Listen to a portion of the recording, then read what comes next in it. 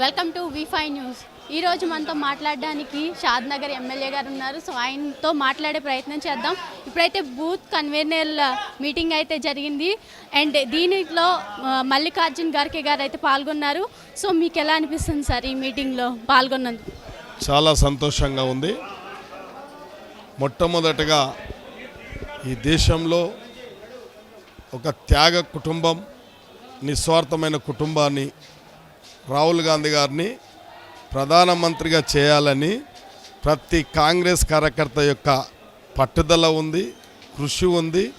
Booth level బిఎల్ఓస్ని పిలవడం, వాళ్ళను సత్కరించడం, వాళ్ళ పనితనాన్ని గుర్తించడం, పనిమంతులుగా గుర్తించడం కార్యకర్తలకు చాలా ఆనందంగా ఉంది. ఏఐసిసి అధ్యక్షులు రావడం, వారికి సన్మానం చేయడం కూడా చాలా సంతోషంగా ఉంది. కాబట్టి ప్రతి నియోజకవర్గంలో కూడా బూత్ లెవెల్ కమిటీ ఏజెంట్స్ చాలా బాగా పనిచేస్తారు. పోయిన ఎన్నికలలో కూడా, శాసనసభ ఎన్నికలలో కూడా, రేపు పార్లమెంట్ ఎన్నికల్లో కూడా రెట్టింపుగా రెండంతలు పనిచేయడానికి కార్యకర్తలు సిద్ధంగా ఉన్నారు. రేపు రాబోయే కాలంలో తెలంగాణ రాష్ట్రంలో రాష్ట్ర ముఖ్యమంత్రి వర్యులు అన్నట్టుగా 14-15 సీట్లు పార్లమెంట్ సీట్లు గెలవబోతా ఉన్నాము. రాహుల్ గాంధీని ప్రధానమంత్రిగా చేయబోతున్నాము. సో ఇప్పుడు చూసుకున్నట్లయితే కేటీఆర్ గారు చాలా విమర్శలు అయితే చేశారు. ఏంటంటే మళ్ళీ సీఎంని కేసీఆర్నే చేస్తాం, ఆల్రెడీ కాంగ్రెస్ అధికారంలో ఉన్నప్పుడు కేసీఆర్ గారిని మళ్ళీ సీఎంని చేస్తాం అనడం మీకు ఏ విధంగా అనిపిస్తుంది?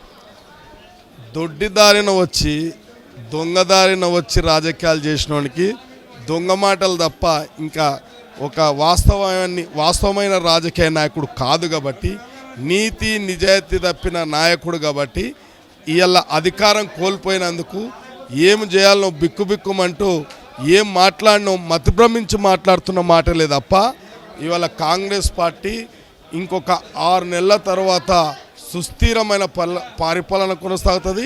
కాంగ్రెస్ పార్టీ చాలా గట్టిగా ఉంటుంది. కాబట్టి అది కాంగ్రెస్ కార్యకర్తల యొక్క కృషి. పార్లమెంట్ ఎలక్షన్స్లో ఎన్ని సీట్లు గెలవబోతుంది కాంగ్రెస్? 14 నుంచి 15 సీట్లు గెలవబోతుంది కాంగ్రెస్ పార్టీ.